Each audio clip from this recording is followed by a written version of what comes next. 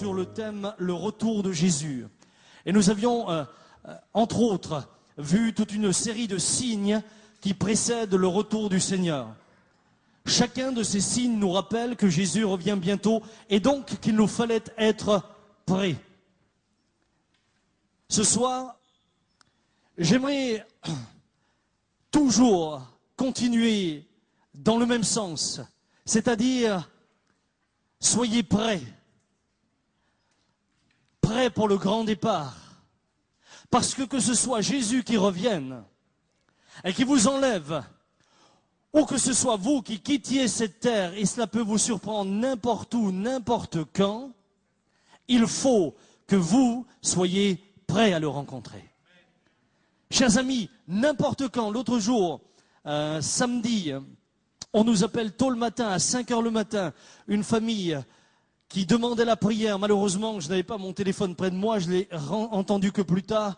Le papa s'est couché le soir, 65 ans, ils ont 9 enfants, dont le dernier a 3 ans. D'accord? Eh bien, il se couche le soir, comme d'habitude, et à 4 heures du matin, c'était terminé. Il a quitté la terre. Nous avons, il y a 10 jours de cela, eu les obsèques de notre sœur Jeanne.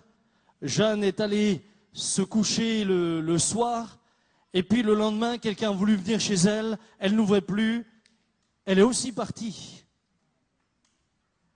Nous ne savons pas quand nous partons. Mais une chose est sûre, nous partons et nous partons tous. Je vous garantis que d'ici 50 ans, 3/4 de cet auditoire ne sera plus. Hello.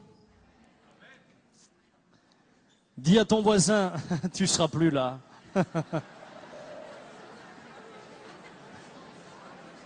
Cécile, à moins que tu sois comme Jeanne Calment, tu ne seras plus là. Et moi, dans 50 ans, même si je suis encore là, je ne sais pas dans quel état je serai. Hein? Je prêcherai autrement. Comment ça va? Vous êtes prêts à rencontrer le Seigneur? Ah oui. Dans 2 Timothée 4, versets 6 à 8, nous lisons « Car pour moi, je sers déjà de libation et le moment de mon départ approche. J'ai combattu le bon combat, j'ai achevé la course, dira Paul, j'ai gardé la foi. Désormais, la couronne de justice m'est réservée. Le Seigneur, le juste juge, me la donnera dans ce jour-là, et non seulement à moi, mais encore à tous ceux qui auront aimé son avènement. » La vie, chers amis, n'est qu'un voyage. Qu'un voyage. Quel que soit ton âge ce soir. La vie n'est qu'un voyage, qu'un passage. Pour les uns, très court. En 20 ans de ministère, j'ai fait des obsèques, beaucoup d'obsèques. J'ai enterré des enfants. J'ai enterré des adolescents. J'ai enterré des jeunes gens. J'ai enterré des hommes de 30 ans, de 40 ans, de 60 ans, de 95 ans. Pour les uns, la course est longue. Pour les autres, elle est courte. Certains font un 100 mètres, les autres un 1000 mètres, d'autres font un 10 000 mètres, d'autres font un marathon. Mais un jour, ça s'arrête. Un jour, ça s'arrête. Et il nous faut être prêts. Tout voyage a un commencement et une fin. Et c'est ce que nous dit l'Ecclésiaste. Il dit, il y a un temps pour tout, un temps pour toute chose sous les cieux, un temps pour naître et un temps pour mourir. Il y a un temps pour naître, chers amis, et ce temps, il est déjà derrière vous. La prochaine étape, c'est qu'il nous faut tous un jour nous préparer à partir. Pierre dit, je vous exhorte comme étrangers et voyageurs sur la terre à vous abstenir des convoitises charnelles qui font la guerre à l'âme. Vous êtes voyageurs, nous sommes tous des voyageurs. Je ris parfois, on parle des gens du voyage en parlant des tziganes, mais on est tous des gens du voyage. On est tous des gens du voyage. On passe. Aucun de nous reste. Et pourtant, lorsque je regarde la société dans laquelle nous sommes, j'ai parfois l'impression qu'on y bâtit un empire, comme si on devait y rester éternellement.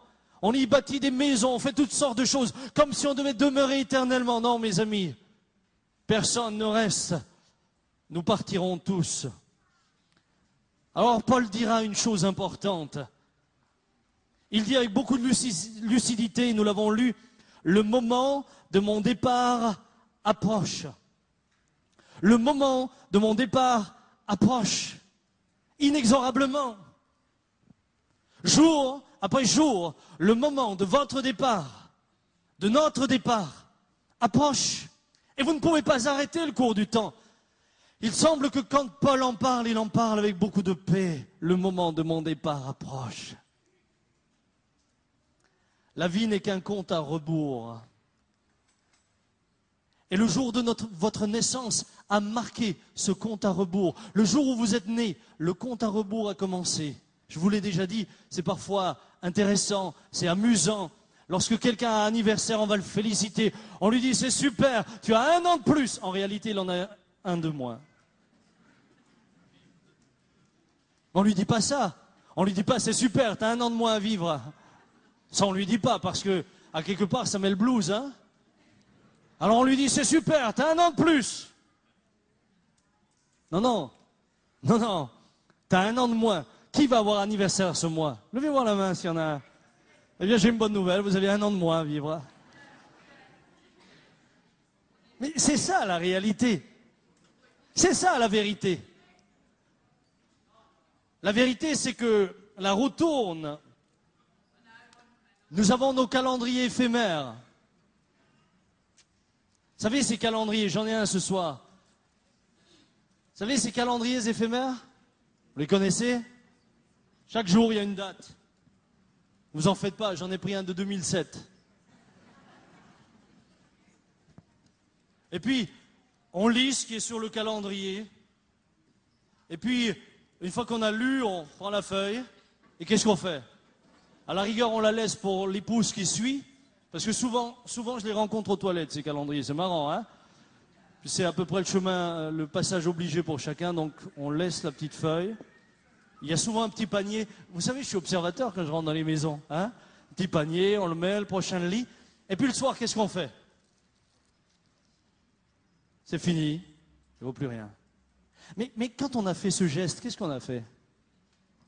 On a enlevé une journée de notre vie. C'est une journée qui vient de passer. On ne l'aura plus jamais. C'est la dernière fois que vous l'aviez. Puis le lendemain, on recommence. Hop. Puis on recommence. Et puis c'est une semaine.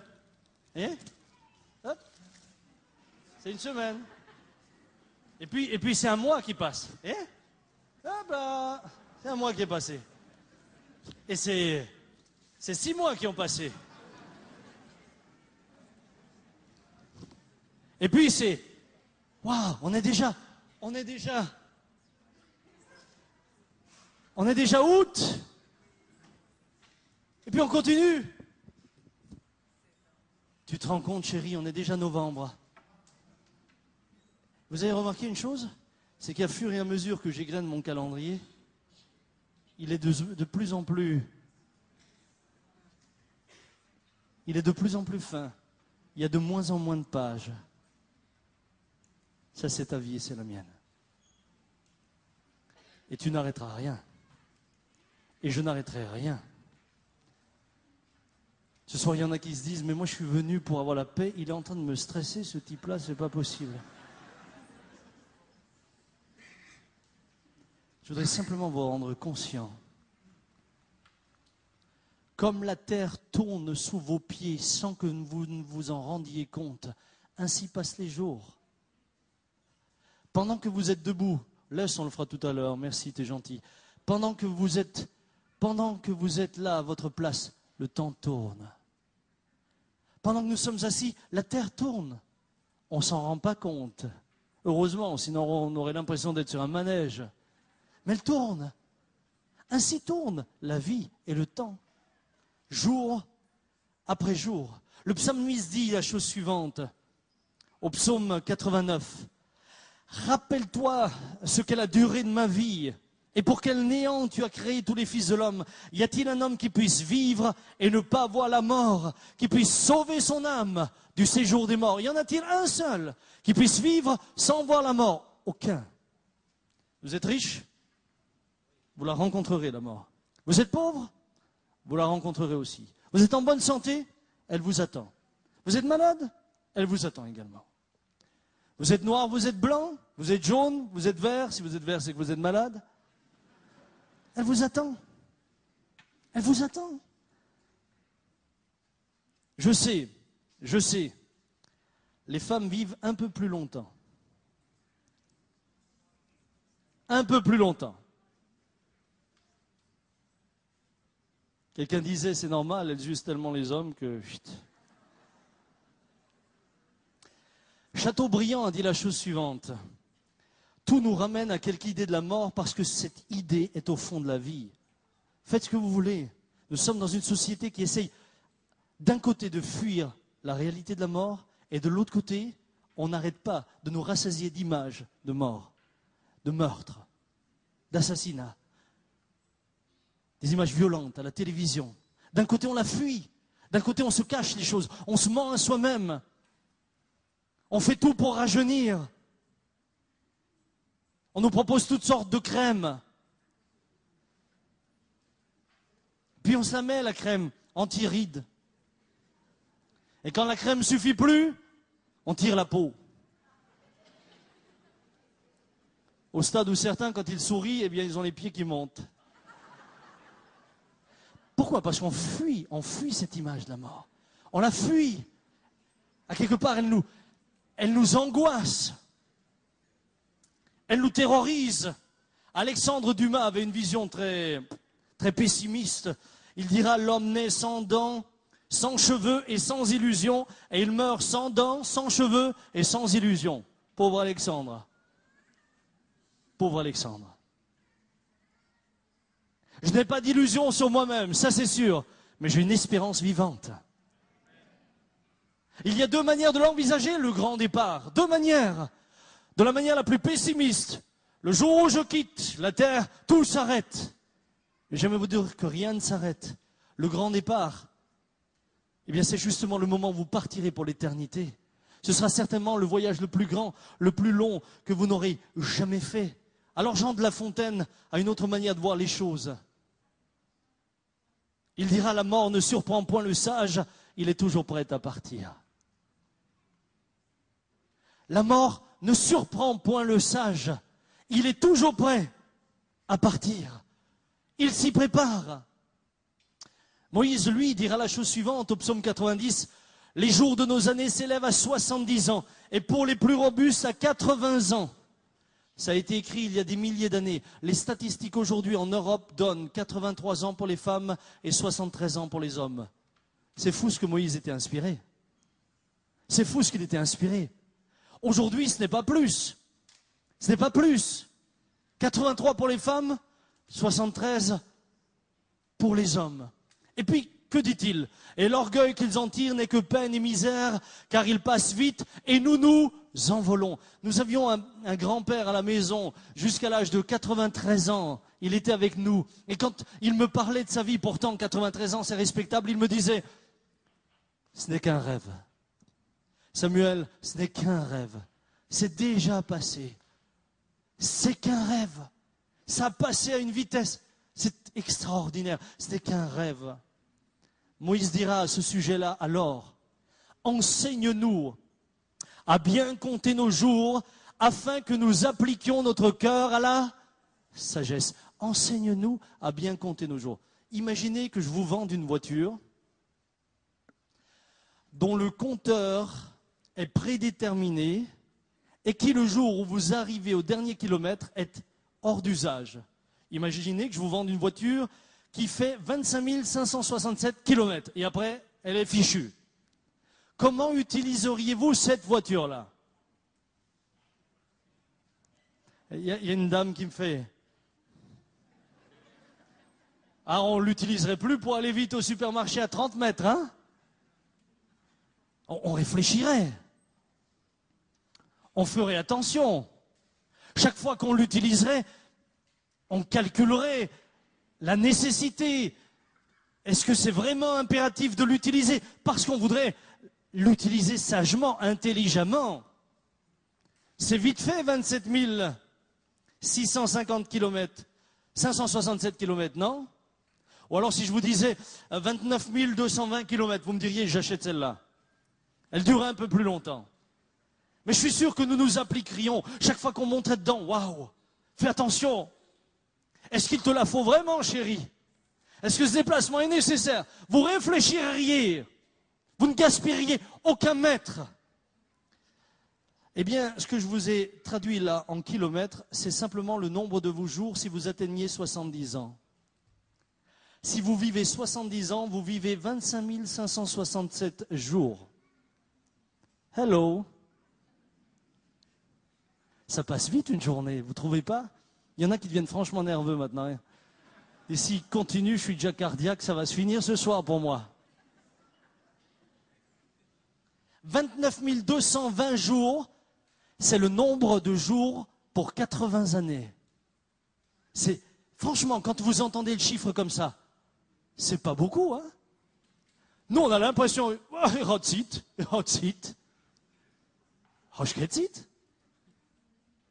J'ai le temps. Pasteur, je m'occuperai de Dieu quand je serai à la retraite. Ah oui, parce que quelqu'un t'a dit que tu vas l'atteindre? Peut-être. Peut-être non. La voiture, si nous savions qu'au bout de ce kilométrage-là, elle s'arrêterait, nous y ferions attention. Mais nos vies, qu'en faisons-nous? Nos journées, qu'en faisons-nous? Combien de temps gaspiller? J'étais déjà avec des personnes malades. Elles me disaient, Samuel, si tu savais combien je regrette tout le temps que j'ai perdu à me disputer. Combien de temps perdu dans des tensions liées à de la jalousie. Combien de temps passé à envier les autres. Combien de temps passé à se disputer pour un héritage. Et on ne s'est plus jamais parlé dans la famille. Combien de temps perdu devant ce fichu téléviseur à regarder n'importe quoi. Alerte à Malibu. Mais c'est misérable. Vous n'avez même pas besoin de cerveau pour regarder ça. Même pas. Pas des heures. Combien d'heures passées là avec une bouteille à boire entre copains. Et à la fin, aujourd'hui j'ai entendu qu'ils ont attrapé un Bulgare. Il est où mon Émile? Avec 8 grammes par litre de sang. 8 grammes. Non, c'est pas Émile. N'allez pas. Je l'embête. Il est déjà tout rouge. 8 grammes par litre de sang. Moi, je suis sûr que celui qui a fait les analyses, il a dû se dire, c'est une blague, ils ont piqué dans la barrique. On a trouvé un peu de sang dans l'alcool. Du temps perdu, une vie aussi précieuse, des journées aussi précieuses, gaspillées comme ça. Gaspillées à se pourrir la vie à cause d'un voisin qui n'agit pas comme vous le voulez, à cause d'un chef au travail. On passe son temps à tuer le temps. Regardez aujourd'hui, vous avez vu comme on nous occupe? On veille à ce que vous ne vous ennuyez jamais. En même temps, vous n'avez pas le temps de réfléchir. Tout est programmé. Tout est fait que vous couriez au travail, vous rentrez, vous regardez les infos, vous repartez au travail, vous rentrez. Ensuite, il y a les activités, il y a le sport, il y a ceci, il y a cela. Vous courez constamment. Vous travaillez toute l'année. Vite, il faut partir en vacances. Même les vacances, c'est épuisant. Même les vacances. Souvent, je vois les gens revenir de vacances. Ils me disent, on s'est défoncé, je suis crevé. Ah bon, je croyais que c'était pour se reposer les vacances. Plus le temps de réfléchir. Plus le temps de se poser la question, mais qu'est-ce que je fais sur Terre?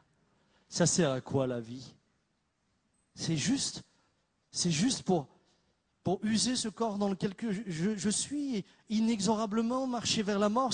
C'est quoi la vie? C'est quoi le mode d'emploi? Vous savez, un jour, un roi avait un fou qui l'amusait beaucoup. Le fou du roi. Vous savez, ceux qui avaient les petits chapeaux là, avec au bout les clochettes et... Hein? Fou du roi. Et puis il le faisait toujours rire, il l'amusait beaucoup. Et un jour, le roi lui dit, « Fou, Le jour où tu trouveras plus fou que toi, je te donnerai mon sceptre d'or. Puis le fou était content. Et il a continué à faire ses folies, à amuser le roi. Et un jour, le roi l'appelle dans sa chambre. Et là, il est grave. Il est grave dans toute son attitude. Il dit, fou, on va se quitter. Il dit, c'est pas vrai. Mais qui vais-je amuser, Sa Majesté, si vous n'êtes plus là? Je vais partir pour un long voyage. Ah bon? Un très long voyage, un voyage comme jamais je n'en ai fait un. Alors le fou dit, mais Majesté, où sont toutes vos victuailles? Où sont vos réserves? Où sont vos coffres? Où est votre argent pour le long voyage? Où sont vos vêtements? Et le roi de le regarder et de lui dire, je ne m'y suis pas préparé. À ce moment-là, le fou le regarde et lui dit, roi, j'ai trouvé plus fou que moi.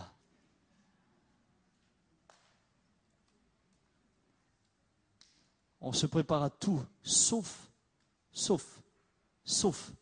à cette échéance-là. Paul va faire un bilan.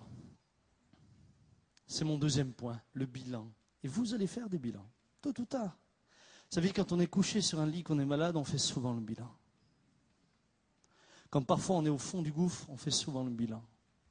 Ah, tant que ça roule, tant que ça court, on n'y pense pas. Mais tôt ou tard, il faut passer à la caisse. Tôt ou tard. Et je peux vous l'assurer, je rencontre trop de gens pour savoir que c'est comme ça.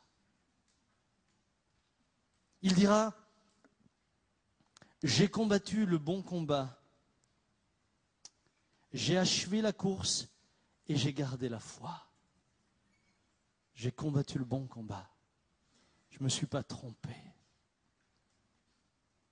Je ne me suis pas trompé. J'ai préparé ce départ. Le roi est passé pour fou aux yeux du fou, parce qu'il ne s'y était pas préparé. Et combien d'hommes, combien de femmes ne se préparent pas à ce qui est une certitude? Comme 1 plus 1 font 2, vous partirez. Ce soir, je n'ai pas besoin d'être prophète, je vous l'annonce, vous partirez. Alors, c'est étrange, parce que toute notre vie, nous nous préparons. On nous envoie à l'école pour nous préparer intellectuellement à la vie à venir. On fait des formations professionnelles pour nous préparer à notre futur métier. Et puis ensuite, nous préparons notre retraite en économisant, en versant dans une caisse. Une caisse qui... C'est une caisse. Mais elle a des fuites actuellement. Ça fait rien. On se dit, mais je serai retraité. Moi aussi, je cotise, je suis comme vous. Hein. Je cotise pour que Schnebelen Rémy puisse vivre.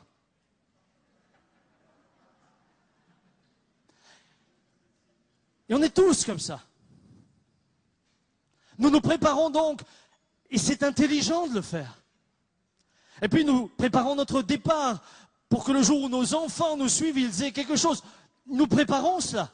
Mais paradoxalement, alors que la retraite, c'est peut-être bien que oui, peut-être bien que non. Je ne sais pas si je l'aurai. Peut-être que je partirai avant. Qu'importe. Qu'importe. Mais une chose est sûre, c'est que le grand départ, celui-là, je ne le raterai pas. Paradoxalement, les hommes et les femmes se préparent à tout, sauf à l'essentiel. La Bible dit, prépare-toi à la rencontre de ton Dieu. Prépare-toi.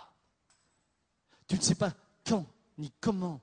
L'autre jour, j'ai un jeune homme de 19 ans, il me dit, vous savez, pasteur, moi je sais qu'on peut partir vite.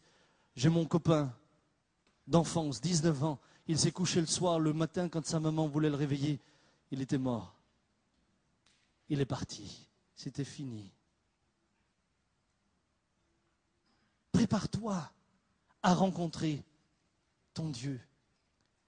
Paul se retourne sur sa vie, fait le bilan. Il dit, ouais, j'ai combattu le bon combat.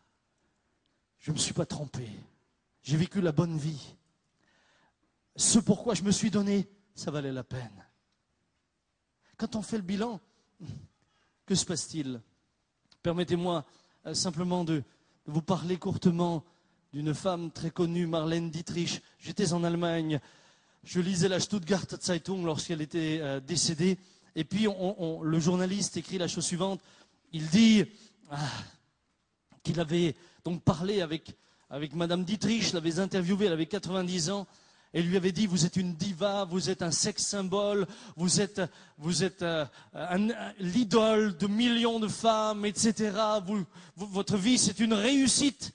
Et elle lui répond, ach, ich kann das alles nicht mehr hören, nur noch Quatsch. En d'autres mots, si je devais le traduire un peu de manière très directe, elle dira, je ne peux plus entendre toutes ces conneries. Dites donc, quand vous êtes adulé par des millions de femmes, quand des millions de femmes vous envient pour devenir ce que vous êtes et que vous finissez votre vie en disant tout ça c'est de la connerie, c'est que vous avez raté votre vie. On peut aux yeux des hommes réussir et aux yeux de Dieu échouer. La parabole du riche et de Lazare. Le riche menait joyeuse et brillante vie, nous dit l'Écriture. Aux yeux des hommes, c'est lui qui réussissait. Lazare, le pauvre, il était sous la table, un chien venait même lécher ses ulcères. Lui, aux yeux de la société, c'était un raté. Mais quand le grand départ a eu lieu, c'est celui qui était considéré comme le raté, qui avait l'approbation de Dieu. L'autre sera séparé de lui pour l'éternité. Amis, ce soir, ach, das alles ist nur ein Quatsch. Je ne voudrais pas qu'un jour vous vous retourniez en vous disant, mais quelle vie j'ai vécue. Mais pourquoi j'ai fait ça? Mais j'ai perdu toutes ces journées précieuses. Je les ai perdues à faire quoi? Je les ai perdues à me battre. Pourquoi?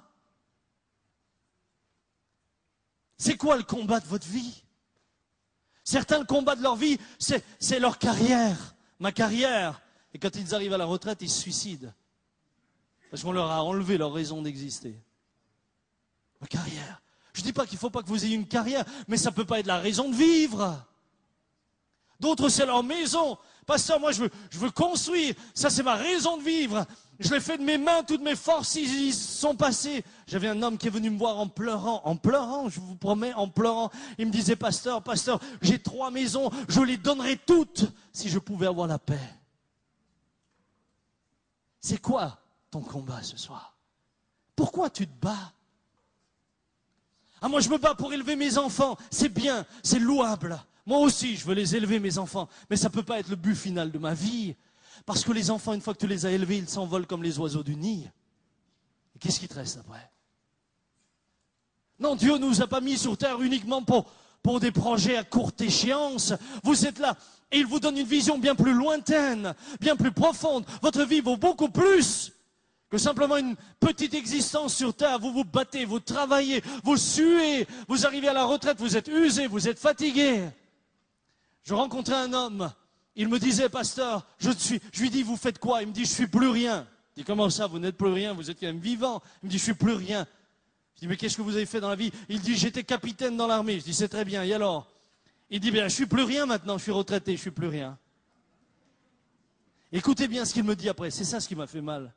Il me dit, pasteur, et il avait l'air jeune, il me dit, ma seule occupation aujourd'hui, c'est de tuer le temps en attendant que le temps me tue. Eh bien, si c'est ça la perspective que vous avez, pauvre de vous. Dieu a autre chose en vue pour vous. Paul pourra dire, j'ai combattu le bon combat. Tu as passé ta vie à te disputer avec ton mari, te disputer avec ta femme. Tu as passé ta vie à te... C'est à quoi que tu l'as passé ta vie? Ce soir, c'est quoi l'objectif? Pourquoi tu t'es battu? Pourquoi te battu? À quoi ça va te mener? Qu'est-ce qui va rester? Et toi, qu'est-ce que tu vas emmener?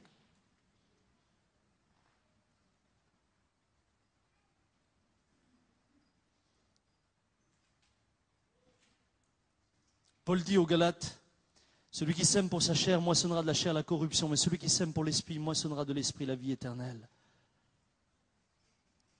Si tu sers pour ici, si tu sèmes pour ici-bas, tu récolteras la corruption. Parce qu'ici, tout se détruit, tout rouille, tout pourrit. Même moi, un jour, je pourrirai. Même moi. Ce corps n'est qu'une enveloppe. C'est qu'une enveloppe. L'apôtre Paul parle de ce corps comme d'une tente. Et il dit, si la tente dans laquelle nous nous trouvons, eh bien, se détruit, nous savons que nous avons une demeure. Cette tente se détruit. Mais une tente, c'est quoi? Ça sert à quoi? Ça sert à héberger quelqu'un. J'aimerais vous annoncer ce soir que dans cette tente habite Samuel. Mais vous ne le voyez pas, Samuel. Vous voyez que la tente... Vous comprenez, si je ne parle pas de la tante et de l'oncle, la tante. La tante. Regarde ton voisin, tu ne le vois pas lui, tu vois que la tente. Alors il y a des petites tentes de camping, il y a des grandes tentes comme le frère Jean, une grande tente. Il y a de hautes tentes, des petites tentes. Mais Bernard, moi je ne vois pas Bernard, je vois que sa tente. C'est ça la réalité. Un jour, je quitte la tente. Samuel, le jour où Samuel est parti, c'est que je suis mort. Je suis parti. La tente a beau être là. J'ai vu des jeunes gens partir. 30 ans. Vous avez là un corps qui semble être en bonne santé, mais il est vide. Plus personne n'y habite. Ça, c'est la mort. Et la tente, elle retourne à la terre d'où elle a été tirée. Mais celui qui l'habite, lui, s'en va là où il a choisi d'aller. Je ne dis pas automatiquement vers Dieu parce que tout le monde n'ira pas vers Dieu. Vous choisissez.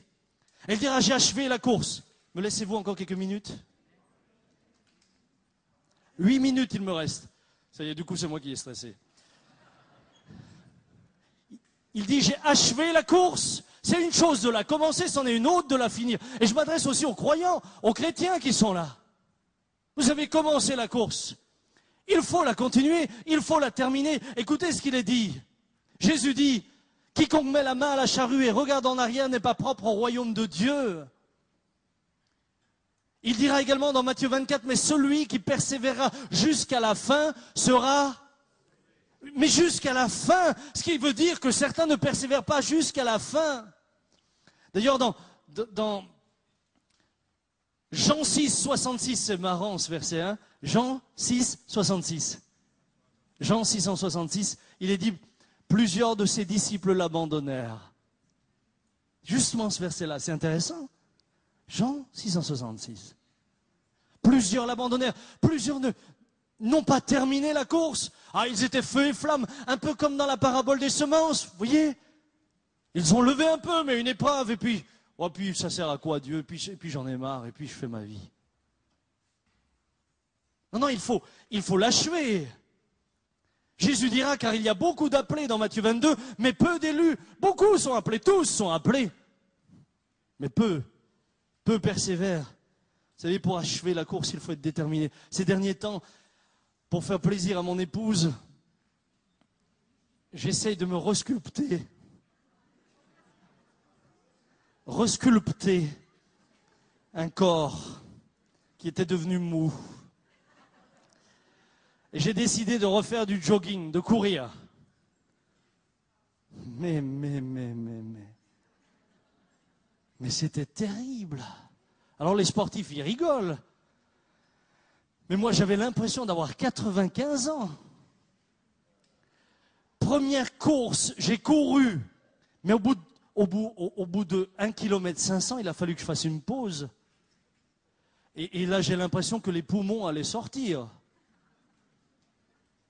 Et puis, je refaisais quelques... Allez, à 1 kilomètre, mon fils était avec... Je lui disais, tu sais quoi, on pourrait faire une pause, hein?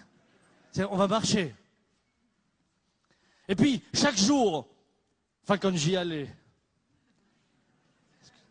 parce que là aussi le matin, quand le réveil sonne, 6 heures, il faut aller courir. Et ton épouse, elle est dans les draps en train de te regarder, au revoir chérie. C'est une lutte. Alors je suis retourné. Et puis enfin, j'arrivais à faire la moitié de mon trajet. Puis alors, il ne fallait pas me voir à la fin. C'est pour ça que j'allais tôt le matin, pour que personne ne me voie. Les seuls qui me voyaient sont les sangliers. Puis vous avez l'impression d'une locomotive qui passe. Puis enfin, je suis arrivé à faire l'aller-retour. Et puis maintenant, je peux faire mes 6-7 kilomètres sans m'arrêter, mais ça a pris du temps. Je me suis dit, j'y arriverai jamais. Jamais. Et j'ai compris, Seigneur, la course de la vie, il faut de l'endurance.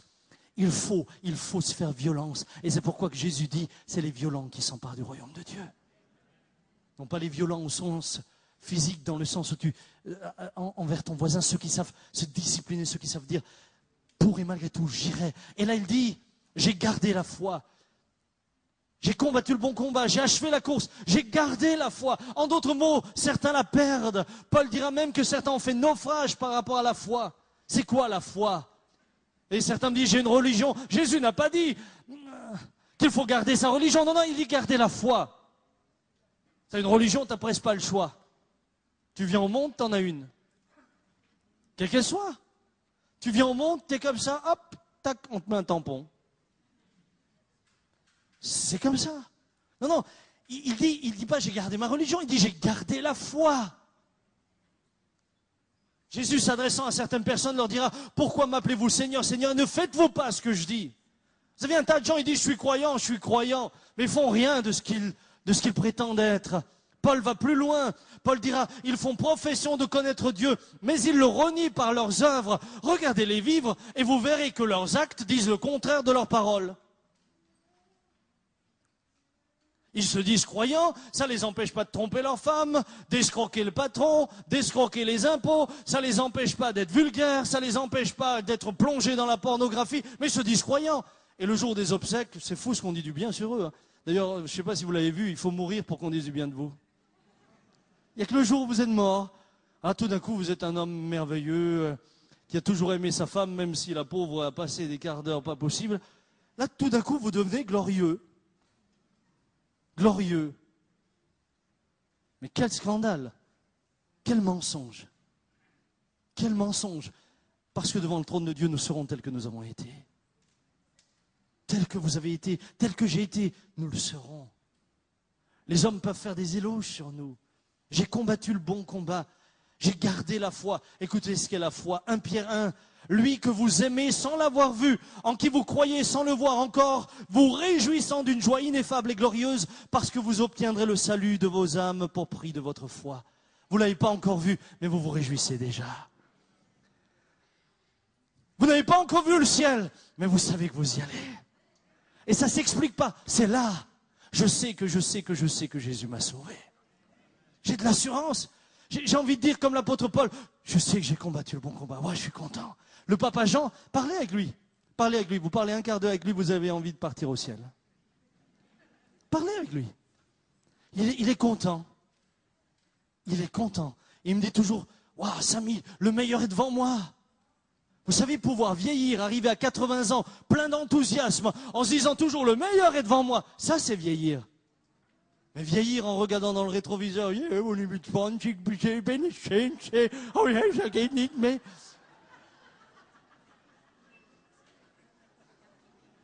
mais ça me fait mal au cœur. Je le caricature un peu, mais ça me fait mal au cœur. Ça me fait mal au cœur de voir des gens vivre le présent en s'appuyant plus que sur le passé. Non, vous pouvez vieillir en vous disant, demain sera meilleur qu'aujourd'hui. En disant, Seigneur, plus près de toi. Et votre foi vous motive alors à vivre chaque jour selon ce que Dieu attend de vous. C'est ça, la vraie religion. Elle vous met en relation avec Dieu et vous permet d'aimer votre prochain comme vous-même et d'aimer Dieu à la première place. D'ailleurs, il n'y a pas d'autre place pour Dieu que la première. Ça ne se discute même pas. Écoutez, je suis sûr que si M. Sarkozy venait chez moi à la maison, ce qui serait un grand honneur pour lui, non, pour moi, bien sûr. Mais je suis sûr qu'avec Dominique, on ne se poserait pas la question, est-ce qu'on va le mettre au fond du salon? Non. La seule question qu'on se poserait, c'est comment pouvons-nous l'honorer de la meilleure manière possible? Voilà, c'est le président. On est d'accord ou pas d'accord, on aime, on n'aime pas, c'est pas là le problème. C'est le président, on l'honore. La question n'est pas, est-ce qu'on va l'asseoir derrière? Tiens, on pourrait tous se mettre devant, on va le mettre derrière. Non. Comment pouvons-nous l'honorer? Mes amis, quand on parle de Dieu, on ne parle pas d'une deuxième place. Il ne peut qu'avoir la première. Il a où la première place ou il ne veut pas de place du tout chez vous? Hello? Désolé, c'est direct, mais c'est comme ça. C'est direct, mais c'est comme ça. Dieu veut être le Dieu de tout ou pas le Dieu du tout. Le roi de tout ou pas le roi du tout. Je sais que parfois je dérange. Pardonnez-moi. Merci. Je termine. La récompense. Parce qu'il y a une récompense. Parce qu'il y a une fin. Parce que ça vaut la peine. Parce que quand Paul dit « j'ai combattu le bon combat », ça vaut la peine. Quand mon grand-père est parti, mon grand-père avait 93 ans. Vous savez, il habitait chez ma tante. Et d'ailleurs, ma cousine le voyait plus, elle est là ce soir, elle le voyait plus que moi. Mais j'aimais aller le voir. Et chaque fois qu'on arrivait chez lui, quand j'arrivais chez lui, on entendait l'harmonium. Il avait un harmonium, vous savez, à pédale. Lui, il louait et faisait le jogging en même temps. Il faisait les deux. Et chaque fois, on l'entendait louer le Seigneur. On l'entendait chanter. On rentrait dans sa chambre. S'il ne louait pas, il avait quelqu'un dans la chambre en train de consoler, en train de prier pour, Et un matin, il est descendu chez ma tante. Et puis, il lui raconte un songe, quelque chose de beau. Il lui dit, j'ai vu un endroit merveilleux avec des gens que je ne connais pas. Mais c'était beau. Qu'est-ce que c'était beau. Et toute la matinée, il a parlé de ça, lui qui n'était pas un grand bavard. Mais il a parlé de ça. Et puis, à midi, ils ont mangé. Il a aidé à faire la vaisselle parce qu'il fallait toujours... Il aimait. Ceux qui l'ont connu, il y en a quelques-uns qui l'ont connu, il aimait.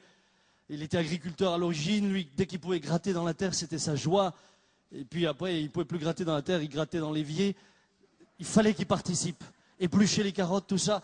Et ce jour-là, il lui a aidé. Et à midi, à 14h, le coiffeur est venu pour lui couper les cheveux. Il ne se déplaçait plus, c'est le coiffeur qui venait. Et là, il a parlé au coiffeur de Jésus pendant 1 heure. Il lui a servi un café. Et puis, il lui a annoncé la bonne nouvelle de l'évangile. Et le coiffeur est parti. Et grand-père s'est assis dans le fauteuil et il est parti pour toujours. Ouais, ça c'est une vie qui vaut la peine d'être vécue. Tu sais pourquoi tu es là, mais tu sais aussi où tu vas. Ça a du sens. Ça a du sens. Tu n'es pas là en train de pleurer en te disant « je vais tout devoir quitter ». Nous, on n'a rien à perdre, on a tout à gagner. Et Dieu veut te proposer une chose, c'est que tu n'aies rien à perdre, mais tout à gagner. Qu'est-ce que ma maison? Qu'est-ce que ma maison? Qu'est-ce que ma maison? La terre tremble 3 fois, elle n'est plus. Qu'est-ce que ma voiture? Qu'est-ce qu'une voiture? Quand je vois parfois les gens s'énerver à cause de leur voiture, si l'épouse fait une petite rayure, ça devient le drame de 15 jours. Mais c'est quoi? Tu sais, tu t'en rends compte le jour où l'épouse n'est plus là. Là, tu peux longtemps aller l'embrasser, ta caisse. On se trompe de priorité. Nos meubles, j'arrive parfois chez les gens, les meubles. Touchez pas, attention. Ils sont stressés. Moi, j'avais une tante comme ça. J'avais une tante comme ça, la sœur de ma mère. Mais c'était mon oncle, pour ne pas salir dans la maison, il devait se mettre en slip sur le tapis devant la maison.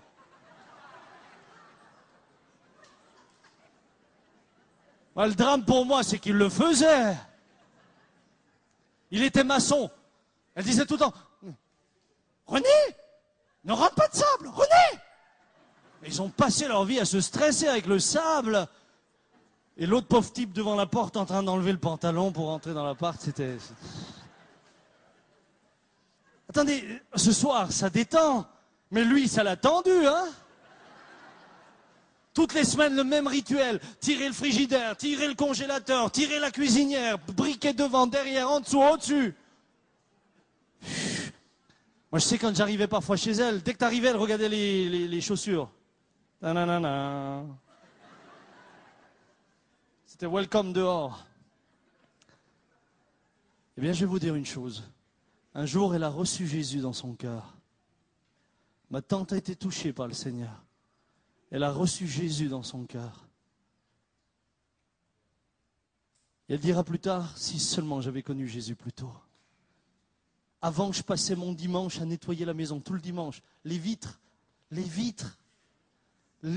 Elle aurait dû avoir du triple vitrage, elle l'a usé le vitrage. Et elle dira, mais comment ai-je pu être comme ça? Et puis, elle va découvrir Jésus. Et toutes ces choses qui étaient tellement essentielles, sont devenues totalement secondaires. Je ne dis pas le fait que ce soit sale, ce soit spirituel. Je n'ai pas dit ça. Je n'ai pas dit ça de grâce. De grâce, sœur, continuez à nettoyer. Mais vous ne vivez pas que pour ça. Vous n'êtes pas né avec une serpillière. Dieu a un autre plan pour vous. C'est comme les hommes, toute leur vie c'est le jardin, les rangées. Tu peux aller, tu te mets par terre, tu regardes les rangées d'oignons, mais elles sont au garde à vous, on dirait qu'ils ont fait l'armée, les oignons. Ils passent leur vie à ça, tout est là, les oignons, les haricots, et puis après leur gloire c'est le jardin. Vous savez, vous avez les maisons fleuries. Hein, et maintenant on donne même des médailles pour les maisons fleuries. Vous avez des gens, ils passent leur vie, ils dépensent des fortunes. Et par malheur, on décerne le prix à quelqu'un d'autre. Le propriétaire, il flétrit avec les fleurs. Tellement ça le... Ne vous trompez pas. Ne vous trompez pas d'objectif. Dieu a quelque chose de bon et de grand pour vous. Mes amis, Paul dira, et ce sera ma conclusion, l'athlète n'est pas combattu s'il n'a combattu suivant les règles. Si vous ne combattez pas suivant les règles, vous ne gagnerez pas. Quelles sont les règles? Dieu nous dit, tous ont péché, sont privés de la gloire de Dieu, tous. Il n'y a pas un juste, pas même un seul. Qui que vous soyez, quoi que vous vous imaginiez à votre propre sujet, j'aimerais vous dire que la Bible déclare qu'il n'y a pas un juste, pas même un seul. Tous sont coupables. Première règle, réalisez que je le suis. Deuxième, face à cela, Pierre dit, repentez-vous et convertissez-vous. Il n'est pas dit repentez-vous et changez de religion, convertissez-vous. C'est quoi la conversion? C'est un demi-tour. C'est je passe des ténèbres à la lumière, je passe d'une vie sans Dieu à une vie avec Dieu, où il est au centre, où je le suis, où j'ai compris qu'il a pour moi lui plus que tout ce que je ne pourrais avoir ici-bas. Repentez-vous, c'est un changement de mentalité. Recevez. Et ça fait partie de la règle du combat. Celui qui seul peut vous sauver. Le Père aime le Fils, dans Jean 3, 35. Et il a remis toutes choses entre ses mains. Celui qui croit au Fils a la vie éternelle. Celui qui ne croit pas au Fils ne verra point la vie, mais la colère de Dieu demeure sur lui. Et Pierre dira, dans le livre des Actes, il n'y a de salut en aucun autre. Car il n'y a sous le ciel aucun autre nom qui ait été donné parmi les hommes par lequel nous devions être sauvés. Et ce nom, c'est Jésus. C'est le seul moyen. Vous ne pouvez pas vous préparer au grand départ si vous n'avez pas celui qui vous garantit la traversée. Et celui qui garantit la traversée, c'est Jésus. Et il est là ce soir. Et pendant que mon frère Bernard vient au clavier, je voudrais inviter les chrétiens également à réfléchir sur leur propre vie et à se rappeler que être chrétien, c'est agir. Ceux qui me disent « Seigneur, Seigneur » n'entreront pas tous dans le royaume des cieux, mais celui-là seul qui fait la volonté de mon Père, qui est dans les cieux. Dans Jean 14, il est dit « Si quelqu'un m'aime, il gardera ma parole, et mon Père l'aimera. Nous viendrons à lui, et nous ferons notre demeure chez lui. » Pendant que mon frère simplement commence le chant qu'il a à cœur, fermons nos yeux. Le jour où vous partirez, amis, et le jour où je partirai,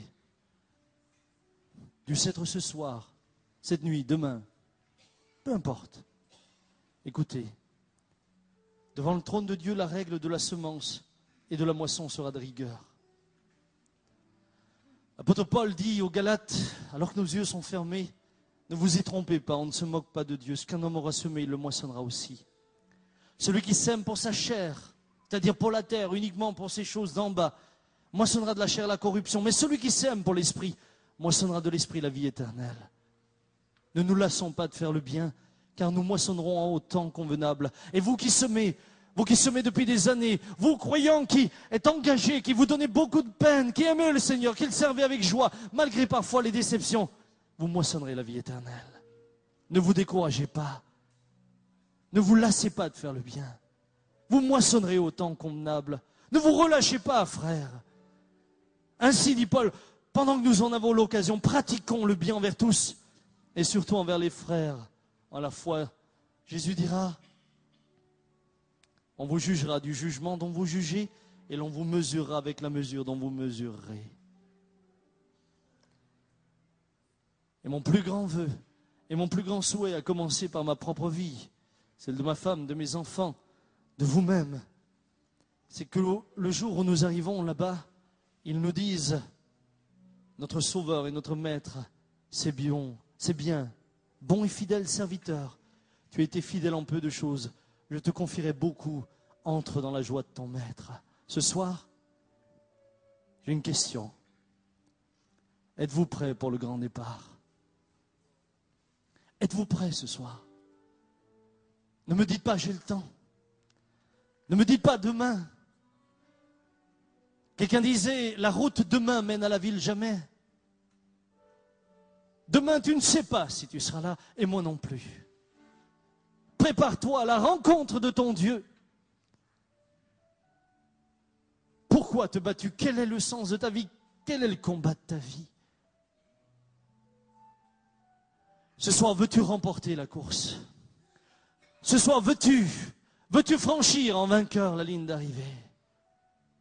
Veux-tu recevoir la couronne de justice que le juste juge te donnera, comme l'apôtre Paul pouvait le dire? Et il dira non seulement à moi, mais encore à tous ceux qui auront aimé son avènement. Le veux-tu?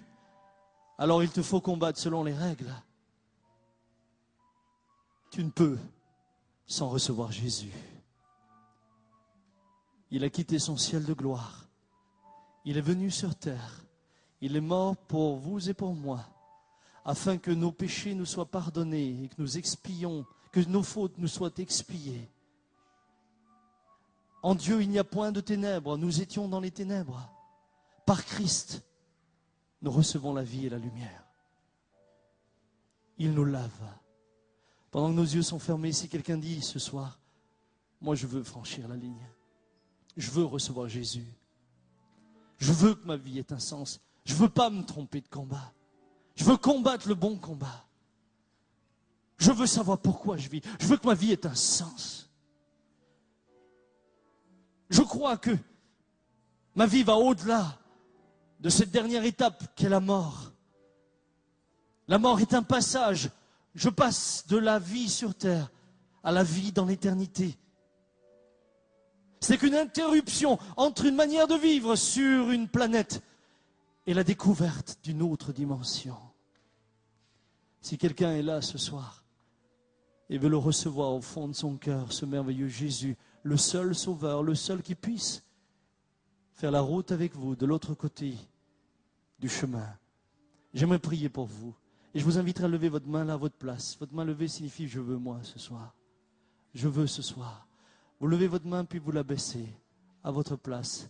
Là où vous êtes, ceux qui le désirent, qui désirent dire moi je veux. Oui, que le Seigneur te bénisse richement. Y en a-t-il d'autres qui disent ce soir Seigneur, moi je veux. Oui madame, oui madame, oui, oui, que Dieu vous bénisse. Oui monsieur, que Dieu vous bénisse richement. Je ne veux pas, oui monsieur, tout au fond, que Dieu vous bénisse richement. S'il y en a d'autres, levez votre main courtement, baissez-la et puis nous prierons. Et nous prierons. Vous ne venez pas vers moi, vous venez vers celui qui sauve. Vous venez vers celui qui vous fait passer de la mort à la vie.